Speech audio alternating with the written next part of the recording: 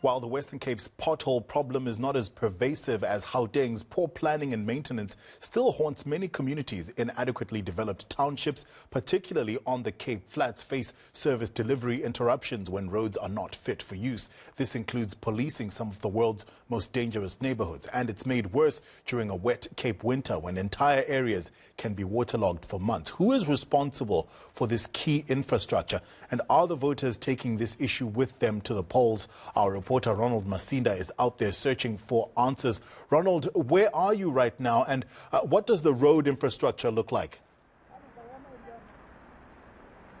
Well, Tafuma, at the moment you're coming to us live from sightseeing Khayelitsha. It's a very busy intersection where a lot of taxi drivers operate, and there are plenty of potholes on this road where taxi drivers have to drive on. And also we are seeing a sewage spill. Now, this has also been one of the big issues with regards to a lack of service delivery in Khayelitsha, not only with potholes but issues with sewage spills and other issues pertaining to a lack of water and sanitation. But what we've been hearing on the ground as well with regards to the potholes is that it is destroying a lot of people's vehicles, especially those in the taxi industry. I am joined by one of them now, Mr. Edgar Mohali. Thank you so much for your time. You are a taxi owner.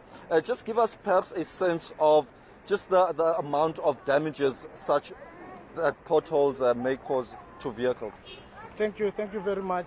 As you can see, it's flowing with the storage, and there's a lot of pothole that it does cost us our business, because now we are no longer generating the money, and it's covered. We are buying the tires, and the tires are expensive. You can imagine that paying a set of the tires is 6.4. So it's a loss for us. We don't generate any money due to this cost of potholes that you see, and the water is flowing, the storage is flowing, it's smelling here.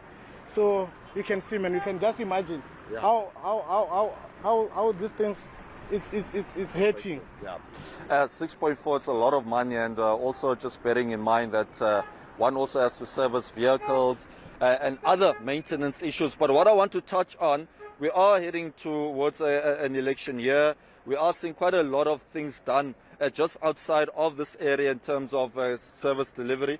But what can you tell us? Do you think that the city will fix this issue? Yeah, due to election, I think they can do a temporary thing. They can do a temporary thing because of they want the votes. They'll do a temporary thing. But this thing they've been running for the past 3 years. The past 3 years it's been running like this, flowing. And you can see that it's a mess here. It's very mess. All right, thank you very much indeed for your time, Edgar. I'll just ask you to hang around. Well, I mean, Edgar is saying that he doesn't believe that this will be rectified anytime soon. We do know that there are several other areas where the situation has been like this for years. Potholes, and the issue has been really exacerbated with the heavy rains that we've witnessed throughout the Cape Town winter. But what we are seeing at the moment is just people going about their day, but things seem to be a lot calmer now, given that it's not peak hour traffic. But when it's peak hour traffic, things tend to be very chaotic, and many people are prone into damaging the tires and the vehicles on these potholes. So many complainants. We are also hoping to speak to the mayoral candidate of the DA here at the city of Cape Town at 11 o'clock, just to perhaps get some sort of idea as to what plans are in place to ensure that these potholes are eradicated.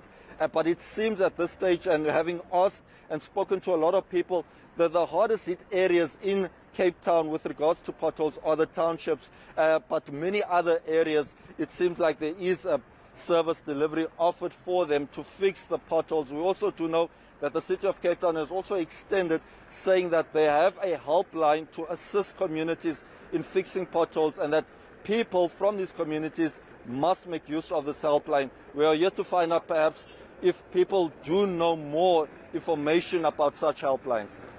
Ronald, looking at the state of the road behind you, I don't think they need a helpline to let them know that needs to be fixed. Thank you so much. Hopefully you'll get some answers from the city of Cape Town when we catch up with you next. Ronald Masinda out in Site C in Khayelitsha, where the state of the roads leaves a lot to be desired.